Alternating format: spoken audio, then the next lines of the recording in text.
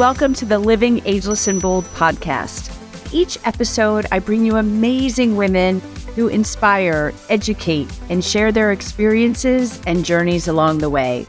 So grab a glass of wine or a cup of coffee, find a cozy spot, and let's relax and have some fun hearing what can be accomplished after 55. Welcome, everybody. Really interesting guest today. Marianne Clyde has been a therapist for 30 years, and she is completely reinventing now at the age of 70. She's created a platform for women over 50. Isn't she amazing? She's just released a new book called Supernova, which we're going to talk about. She has a TEDx talk about the same topic. And I'm going to actually read this so I don't miss anything, because you are absolutely living ageless and bold. At 70, she took up flying. She's run a marathon. At 54, she climbed Mount Fuji. She trekked the base camp at Mount Everest. At 65, she went skydiving. At 63 and 69, and get ready for this, she donated a kidney at 64.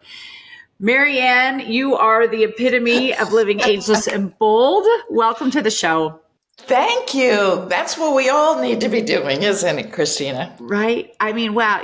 70 and you're just doing all of this. But let's talk about it. I mean, 30 years you were a therapist. You've been all over the world, and you have lived quite a life of philanthropy. So let's talk a little bit about how you got to where you are today.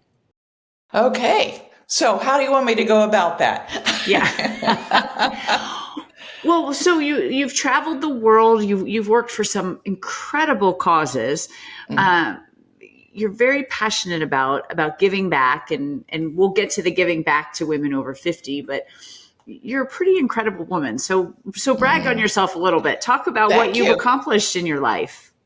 Well, I think my biggest accomplishment, and I think every mom needs to say this, is that we've got 8 kids and stepkids and 20 grandchildren, and those are my biggest bragging rights. How do you remember 20 grandchildren? I thought of that. I think of when my grandmother got much older and she'd run through all the names to get to mine, just my mother used to. Yeah, right? But 20 grandchildren, I'm sure there's more coming. That's so exciting. I don't think there's more coming. I think you're done. I think my baby, we've got 3 that are going to be 42 in a month or so. Probably done. So mostly we're probably done, but you never know. Wow. What's the age range? 3 to 24. Wow. And we thought we were done with one family, and he even got a vasectomy. And then he came back and goes, "Oh, we're adopting a child from Ethiopia." And so that was amazing. Delightful surprise. So you just never know when you're going to get another grandchild. So you've obviously spread your generosity and the kind of person that you are to your kids. Oh, they're just amazing kids, with or without me. Yeah, we have some really amazing kids. Absolutely. So I talk about all the philanthropy that you've done. Is there one thing that you really feel, hey, I went and did this and I might have changed the world a little bit? My very first trip for a humanitarian purpose was I don't even know if you remember when Operation Blessing was a thing with Pat Robertson. They flew a medical airplane into a certain area, and doctors and nurses were helping. And I was really just a step and fetch it. It was the first trip I ever went on. What made that memorable, besides the fact that, we operated out of an orphanage to help the kids in El Salvador. And they're just so lovely and grateful. And I think that was my 40th birthday. And so we gave all the kids a gift for my birthday. And some of them wouldn't even unwrap the paper because they had never received a wrapped gift before. So to them, even though there was just something like a T-shirt inside, there wasn't very big stuff, but they were so impressed with the actual wrapping of the stuff. And when you think, that's just, it's something our kids would never have the opportunity to think about. We don't think about that. And, but that was the very first one. And then after that, I think I made a trip to Sierra Leone, West Africa, which is where Africa kind of hooked my heart. And then I went to work with um, the amputees that were victims of that civil war. And I got to meet with child soldiers, got to meet with soldiers from the rebel army. I've had some really interesting experiences, get to meet all sorts of people. And it always, I think I learned more from those kind of trips than they could ever learn from me. I was a marriage and family therapist. I mean, with all that experience, I go and work with victims of war. But I got hooked. I got hooked because Are you still doing that? I haven't. But let me see. When was the last time I'm going to India actually in November? So that'll be the next one I did. But I'm trying to think when the last trip I actually did was Humanitarian was. I'm off the top of my head. I'm not even remembering, but I've been to so many countries and so many. I guess it was probably the Democratic Republic of Congo. We were working with rape victims from their war, which was, just horrendous. And working with those women was so gratifying. Wow. You have lived quite a life, Marianne. I have. And you have. And I feel like as I get to know you better and hear your story and read more about you, nothing's off the table. So we'll talk about flying in a minute, learning that at 70, but let's go back a little bit. So since you've turned 50, you've done some pretty remarkable things. We talked about this before, but I couldn't run a marathon at 30, and I certainly am not going to start training at 57. But that's quite impressive. I hated to run. Yeah, I was going to ask you, were you a runner before? So why a marathon? Just to say you did it. I was an expat in Japan. We lived in Japan, and I guess I hadn't been there too long. But it was kind of lonely. It was so different. And I was starting to get a little depressed. And I know as a therapist that one of the best things you can do is move, exercise, get your body going, So I lived about a mile from the Imperial Palace. And around the Imperial Palace, there was a 5K track. And so it was just a beautiful area. And I would go up there and I thought, I had some Japanese friends that were runners. And she was probably 10 years older than I was. The one that was good, she ran marathons all the time. And she, did these. And I thought, if Kimura-san can do that, maybe I could do a marathon. And so I just started training. And honestly, it actually lifted the depression because I was so focused on that. I had a plan. I gathered some friends to train with me. And so it actually helped me feel better. So everything I did, all the adventures I had, they all sort of had a secondary reason. It wasn't that I woke up one morning and thought, oh, let me go run a marathon. I was feeling really down and I needed to fix that. And the marathon did it. It gave me bragging rights, really. Absolutely. No question. It's so funny you say that too. We went to the beach this summer. My daughter's boyfriend has never run, but her best friend's boyfriend was there and he's a big runner. So they went out running together, and now Wyatt's getting ready to run a marathon. He has not stopped running. He went 9 miles the first time he ever ran, and now he's been training. I was like, wow, I love that. Okay. That's amazing. 54, you climbed Mount Fuji. What was going on there in your life? Well, and we finished the marathon that spring. I guess it was in April. And so we just thought, since we're in good shape and everybody in Japan tends to climb Mount Fuji once. They don't usually do it twice, but there are some people that do it every year, and they have military bases nearby. And some of those guys can do every year, and not me, I didn't run a marathon again You either. checked But your box. Yeah. I checked my box, and it was like, why not? And it was really a fun, different kind of experience. It's the first time I ever climbed over 10,000 feet, and you understand what it feels like to not be able to breathe a little bit and stuff like that. Was that a one-day thing, several days? Did you camp? It was no. Well, what we did was we left in the afternoon so that we could get to a hut within a couple hours of the peak by sunset. And then we would have like a supper, and we all slept in this hut, which was like just a board. And you lay one person next to the other person that you don't happen to know. And who used the blanket before you or the pillow before you, you don't happen to know. It's just boom, boom, boom, boom, boom. You only no germaphobes climbing Mount Fuji. No. No. But it was, so you just line up, you get your, 2 or 3 hours of sleep in, and then you wake up at 2:00 in the morning. You get to the peak about 5, and the sun just comes up, and it's just so majestic and so spectacular. And then it takes 4 to 6 hours to come back down. The hard part was going up. But I was just going to say, hardest part, up or down? Up. Well, up. If you have bad knees, I would guess it would be down. Okay. And that's the same with Everest. It was our leader, our international adventurer, Sarah, who was amazing.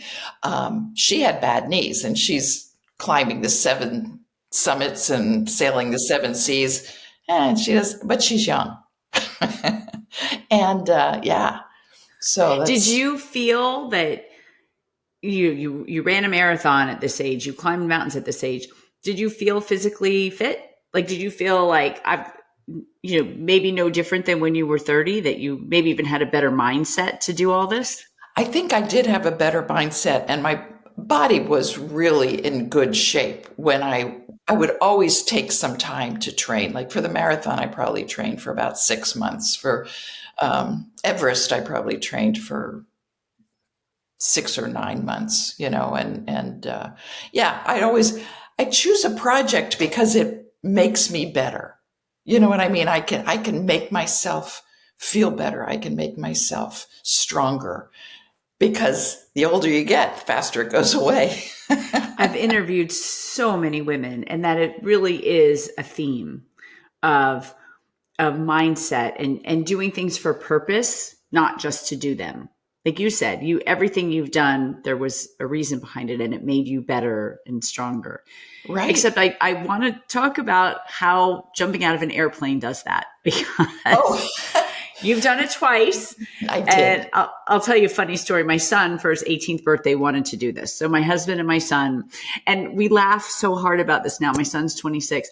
I actually bought this for them off of Groupon, which as a mother, it's a lot cheaper. But what am I thinking? I'm going to let them jump out of a plane, and I bought a discounted ticket for them. But so my daughter and I went and we watched, and they go up, and I'm like, oh, Megan, I could do this. I could do this, until they went up above the clouds. And she looked at me and she said, there is no way you could do this. I'm petrified of heights. So what did you need to overcome? And maybe that was your fear of heights, but you did it not just once, you did it twice in your 60s. Right. Well, the first time it was just, honestly, I saw a friend of my daughter's on Facebook posted this really fabulous picture of her kind of flying out of an airplane. And I thought, oh my gosh, that just looks like so much fun. And I called. I didn't know about Groupon at the time, but I called, and I made a reservation, and I just did it, because it was something that was like, that looks cool. But the second time I did it was to launch Isn't She Amazing? The woman who was my partner at that time, I was 69 when we launched Isn't She Amazing? And so I said, so we're all about telling women to take that step. So let's go jump out of an airplane. And God bless her, she goes, okay. And we had a fabulous time, but she ended up being first. She was like the last one onto the plane, and I thought, oh, she's going to kill me, because she was right by the door.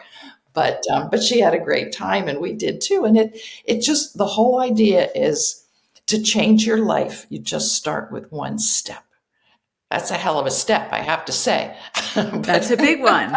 So let's segue into this, because first of all, the fact that you've only had this company a couple of years and you got the domain "Isn't she amazing?" is amazing. That's such a meant to be. But I just love that. It just makes you feel great and strong and happy. So let's talk about what what have you seen as a therapist for women over 50, and why you created this? Well, there's a lot of women that we go through transitions. Honest to God, it feels like it's every 15 minutes. Your kids are leaving, you turn around and they're graduating from college, and then you turn around and they're getting married and you're a grandma. And then, you might have a problem with your spouse, and women get divorced at that age. And, not everybody, of course. And then, or they lose their jobs, or they quit their jobs, or they want to start something new. It's just one thing after the other, and it just doesn't stop. I mean, and then your friends get sick, your parents die, and it's just, we go through some hard transitions. And so we just thought, we need to turn these transitions into transformations. So many women sit back and say, yeah, well, they don't think I should do that anymore. They think I'm too old, or my kids think I'm too old, or my husband doesn't want me to do it, or whatever it is. And it was like, the heck with that. You got all this time, and you've probably got 25 to 50 years left, when you're 50. And we have a long way to go. And so to retire, I mean, golfing is great, but 50 years of golfing, to some people that's heaven, not to me. But it's just, I just really feel like we have to make these, a decision to live our lives on purpose, because we've got more money, more time, more wisdom, more education, more bigger networks. We have so many more resources than we had when we were younger. And we have these dreams that are still in our hearts. I don't know about you, but I'm still 16 or maybe 18 inside. And I want to make a difference. And I think, women I make think a that's difference. such a difference. Right. We've spent all this time, we take care of our kids, we do our jobs, we do all of this. But I'm finding in my interviews, as I mentioned a few minutes ago, these women over 50, they want to make change in the world. And they can, because you're right. We have resources, we have money, we've got our brains, we've got connections. This podcast is making a difference. And it's funny, I just rebranded it because I thought, I just kind of threw something up on Canva. Am I really going to do this? And I was like, yeah, I'm going to do this, and I'm going to keep doing this because of women like you who can share this platform and the stories and the inspiration to get more women our age making transformation later in life. Absolutely. And I really do think women really don't know the power they have. When you pull yourself up by your bootstraps and you do something with chutzpah and sense of adventure, people look at you just like I looked at that woman who jumped out of the airplane with such joy on her face, and it was like contagious. I wanted that. So let's talk about, Isn't She Amazing? What kinds of things do you offer there for women over 50? Well, essentially, it's coaching opportunities I help them create a clarified vision. A lot of women will say, I don't have any dreams anymore. I don't know what I do. But once you get them talking, like, what'd you want to be when you were a little girl? That little girl's still inside there. So I'll help them create a vision. I'll help them then make that vision into a plan. We reverse engineer. What do you want people to say about you? What do you want the world to know about you? What do you want obituary to say. And you're the one responsible to make sure the kids say, well, she was such an attentive mom. Really? Well, let's plan that out. How can you be attentive? She was so adventurous. Really? Well, I guess I better add some adventures. She wrote 10 books. Really? Well, I guess I better get started. So we just re-engineer that. And then we say, okay, now what steps do you have to take today to write your first book, to climb your first mountain, to create rich relationships with your kids and your spouse and your neighbors? And how are you going to make more girlfriends? Because they tend to die. It's at our age, people disappear. And it's like, you don't want to be the last one standing. You have to continually make new friendships all along the way. And there's fabulous people out there, and they need you. That's what I like to say. And it's never too late.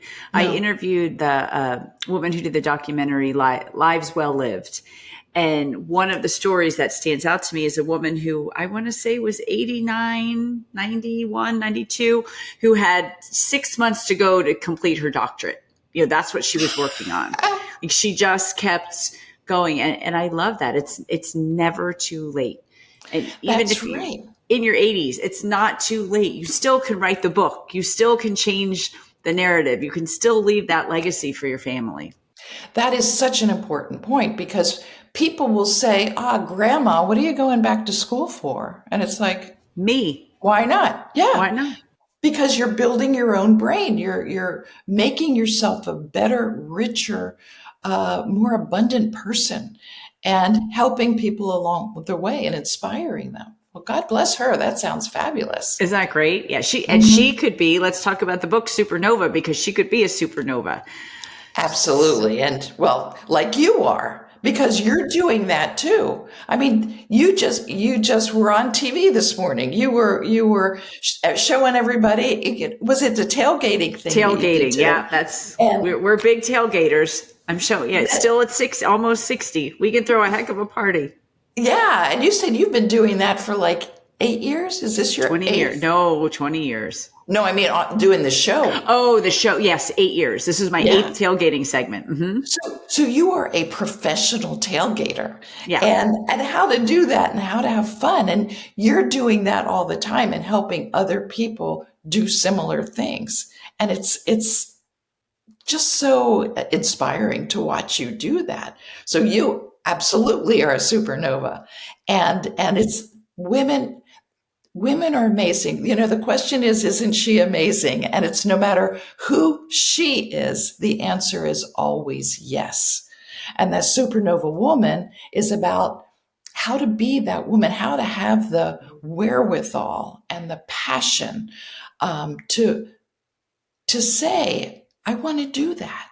When on my 70th birthday, my husband said, so what do you want to do for your birthday? He was probably just hoping I'd say, let's go out to dinner, which is what I always say. So I said, I want to have a party. I want to have a black tie gala. And I thought, because I'm not getting any younger and I've never had a big party, so let's do that. And you have to start saying things like that. I've always wanted to, well, whatever you've always wanted to do it. I've got great stories in the book about women who have overcome crises, who have founded nonprofit organizations helping other people around the world. And they're not retiring anytime soon, because one of the women, Joanne Lyon, that I talk about in the book, she said her plan to change the world never had a retirement, never had an end date. And she's in her 80s now. And that's the organization that I travel with most. They're the ones that I've gone to Sierra Leone with. They're the ones I've gone to Zambia, Malawi, Cambodia, all kinds of Pakistan. It's just, they're the ones I went with because of her dream. I was able to do that. And the book's full of that kind of stuff. Is she still going in her 80s? Yes, she does still go. I mean, she's been like she's would work on committees from appointed by the White House and stuff like that. Now, just recently, she has, taken a step back, and somebody else is now president and chairman of that. But she still travels a lot. She's, hugely, hugely powerful woman. Yeah. Tell me your favorite story from the book. If you have one, they're probably all your favorites. Yeah, there's a couple that I really, really like. There's one, a woman in Indonesia that I have never met in person. She works for an insurance company, and my husband met her and worked with her several years ago, and I've never met her, but I got to be contacted with her, and I found out she inspires. I think her team is like 14,000 people. And what got her started was the first time she delivered a claim check to a young mom whose husband just died. And, because you start out doing the insurance thing and you think, well, does it really matter? And all this stuff. And then you get a story where it actually changes somebody's life. And she talks about how that young mom was like, everybody comes by to wish me well. And that's wonderful. She said, but you changed my life. You're enabling my son and I to continue our life.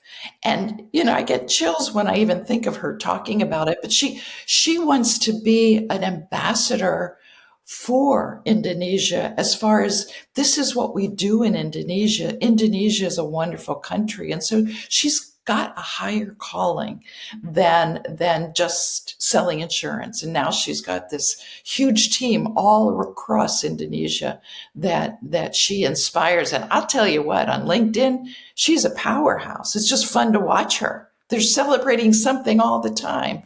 And I know a lot of people wish their bosses could be as inspirational as she is. And so that's one of my favorite stories. And I love that you're sharing all of these stories. Just the inspiration of these women. And again, this podcast, women over 50 have so much to offer the world. And we're not washed up, and we're not our grandmother's 50. And, right. I keep thinking, we're empty nesters, we're, retired, baby still working. Like you said, we have resources. We hopefully have done well enough to now live for us and our passion and our purpose. Right. Because if we're not, well, as well as I do, if mama ain't happy, ain't nobody happy. So, and finally we get a chance to really feel fulfilled. Not that raising kids wasn't fulfilling and a big adventure and probably the greatest joy of my life. But there's also things that come from me that I thought, well, I have some skills. I can do some stuff. And it's so rewarding. And it keeps me getting up every day. Right. That's the thing with retirement.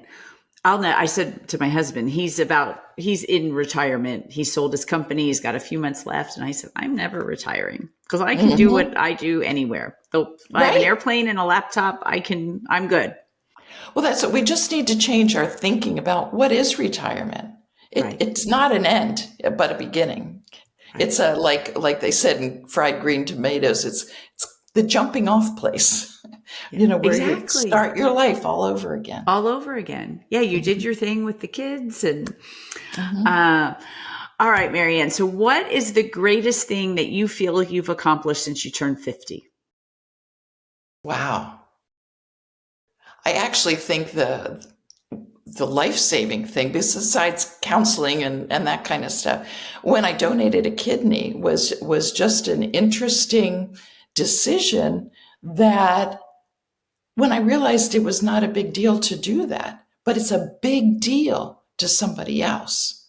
And please share that story. We didn't talk about that, and I would love for you to share that.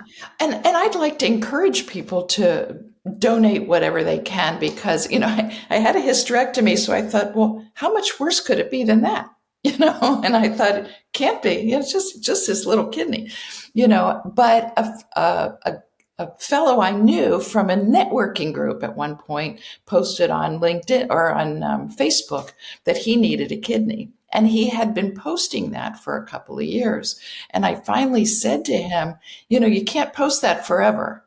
And it's, at some point you're going to need to get a kidney.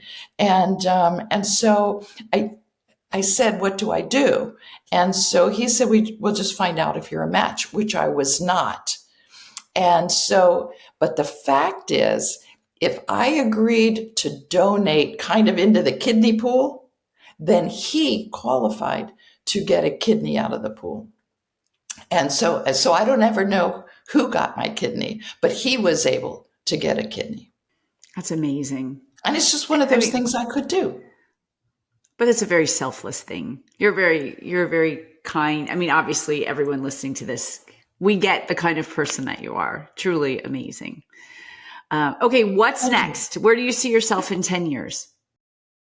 Well, by that time, I hope to be close to, one of my goals is 10 New York Times bestsellers, because as I probably will slow down a little bit, I want to be writing with all the psychology I've done, all the specialties I've worked with, all the people that I've worked with. People still need help as far as, they have problems that they need to work through.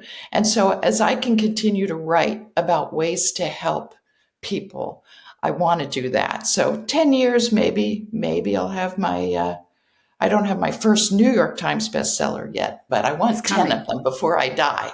So you've got some writing to do. Going to be happening. Yep. That's awesome. So everybody listening and watching, if you know a woman over 50 who needs some inspiration, needs to get over that hump and become truly amazing, share this episode with them. Share Marianne's website, Isn't She Amazing? Everything will be in the show notes, isn'tsheamazing.com. The book is Supernova. What is the name of your TEDx talk? The TEDx talk is called Descendants of the Stars. They can just type in YouTube, TEDx Marianne Clyde, and then the book is Supernova Woman, and that's on Amazon. That's awesome. So Marianne, thank you so much for joining me today and for inspiring everybody who's listening and watching. Thank you, Christina. Really, really appreciate it.